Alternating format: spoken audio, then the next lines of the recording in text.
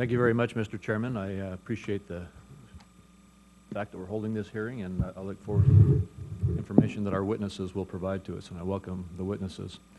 As the December 1st and 14th hearings highlighted, we can do more to expand economic activity by removing unnecessary restrictions on capital formation to enhance access to capital for early-stage startups as well as later-stage growth companies.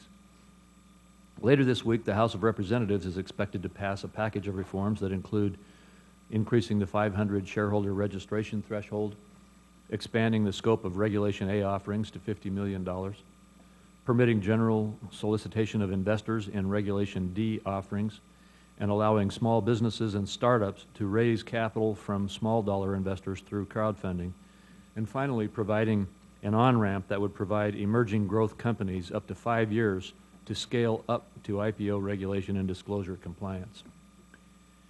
In the Securities Subcommittee, in the Securities Subcommittee hearing in December, Kate Mitchell with Scale Venture Partners talked about the fact that during the past 15 years, the number of emerging growth companies entering capital markets through IPOs has plummeted relative to historical norms. From 1990 to 1996, 1,272 U.S. venture-backed companies went public on U.S. exchanges. Yet from 2004 to 2010, there were just 324 of those offerings.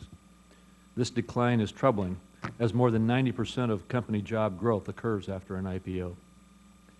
The IPO task force recommended providing an on-ramp that would provide emerging growth companies up to 5 years to scale up to regulation and disclosure compliance. During this period, emerging growth companies could follow streamlined financial statement requirements and minimize compliance costs and be exempted from certain regulatory requirements imposed by Sarbanes-Oxley and Dodd-Frank.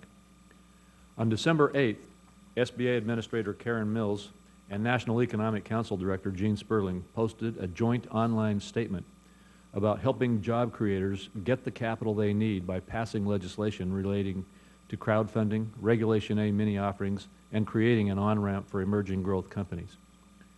There's a strong bipartisan support for these proposals, and I look forward to working together with my colleagues and others to enact necessary changes to promote investment in American job growth while protecting the investors.